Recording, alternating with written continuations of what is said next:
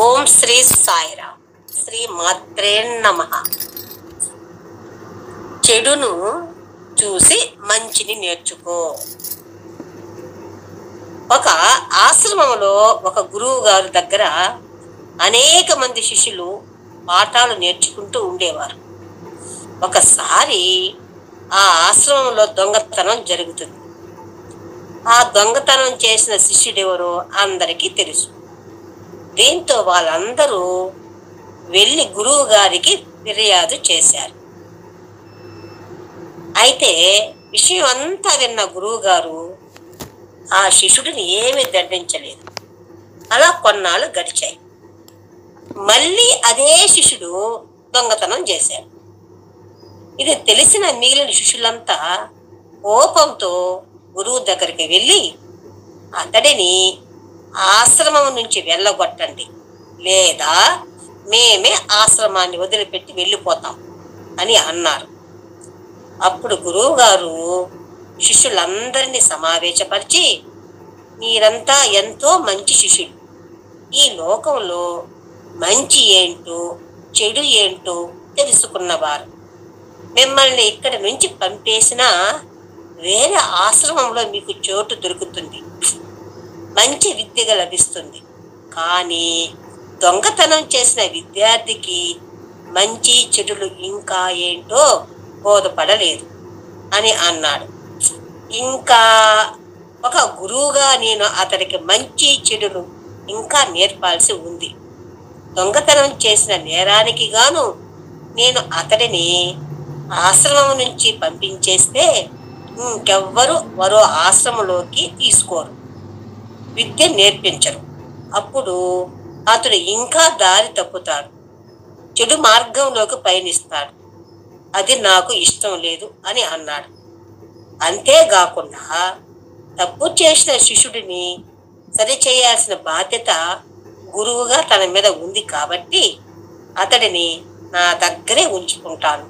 అది మీకు ఇష్టం లేకపోతే అతడి కోసం మిమ్మల్ని వదులుకునేందుకు సిద్ధంగా ఉన్నానని గురువు గారు చెప్పారు. అదంతా వింటున్న దొంగతనం చేసిన శిష్యుడికి గురువుగారు చెప్పిన మాటలకు కళ్ళల్లో నీళ్లు గిర్రున తిరిగాయి. తనలోని అజ్ఞానాన్ని, చెడు బుద్ధిని ఆ క్షణమే వదిలించుకున్న అతడు పశ్చాత్తాపంతో గురువు ముందు మోకరిల్లాడు. జీవితంలో ఇంకెప్పుడు ఇలాంటి తప్పు చేయనని గురువుకు ప్రమాణం చేశాడు. గురువుకి ఇచ్చిన మాట ప్రకారం తన జీవితంలో ఆ శిష్యుడు ఎప్పుడూ తప్పు పనులు చేయలేదు.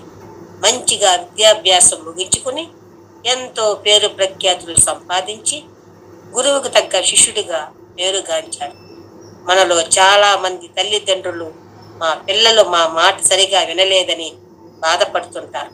వీరి అల్లరి భరించలేకున్నాం, తీసుకెళ్లి హాస్టల్లో పడేస్తే గాని వీటికి బుద్ధి రాదు. ఇలాంటి మాటలు అసహనంతో మాట్లాడుతూ ఉంటాం. అన్నీ సరిగా తెలిసిన వాడిని మనం దగ్గరుండి చూసుకోవాల్సిన అవసరం లేదు. వాడిని వాడు ఉద్ధరించుకోగలడు. అందుకు మంచి ఉదాహరణ ఆదిశంకరాచార్యులు, రామానుజాచార్యులు వారు, రమణ మహర్షి మొదలైన వారు. తండ్రి పక్కన ఉండి కూడా సక్రమంగా పెంచలేకపోయాడు అనేందుకు మంచి ఉదాహరణ ధృతరాష్ట్రుడి సంతానం దుర్యోధనుడు. మనం పిల్లలతో ఏం మాట్లాడుతూ ఉంటే వాటినే వారు అలవాటు చేసుకుంటారు. మన మాటలైనా, మన ప్రవర్తన అయినా, మనం చేసే పనులు అయినా, ఏమైనా సరే మనల్ని పిల్లలు అనుకరిస్తూ ఉంటారు. కాబట్టి జాగ్రత్తగా ప్రవర్తించాలి. అందుకే గురుకులములో ఏ గురువు చదువు వచ్చే వారి కంటే చదువు రాని వారిపైనే శ్రద్ధ ఎక్కువ చూపిస్తారు. అందుకు మంచి ఉదాహరణ పరమానందయ్య శిష్యులు.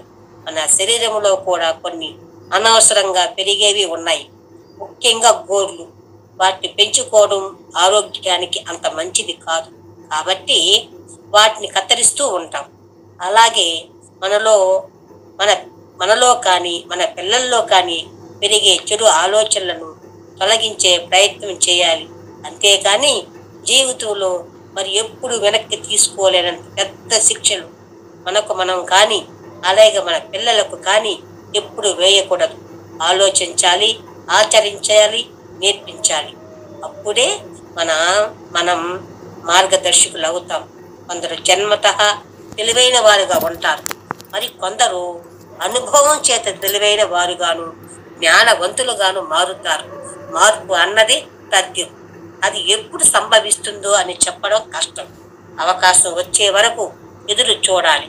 వచ్చిన తర్వాత చేసి చూపించాలి. పోయేవాడు వాల్మీకిగా మారినట్లు, గొంగలి పురుగు సీతాకోక చిలుకగా మారినట్లు కష్ట నష్టాల్లో ఉన్న మన జీవితం కూడా అందరికీ వెలుగును ఆనందాన్ని పంచే గొప్ప మలుపు ఉన్న రోజును తీసుకుని వస్తుందని ఎదురు చూద్దాం. సర్వే జన సుఖినో భవంతు. సర్వమాత్మనమస్తు. శాంతి శాంతి. ఇటువంటి అమ్మగారికి ధన్యవాదాలు తెలుపుకుంటూ అందరికీ సాయిరాం.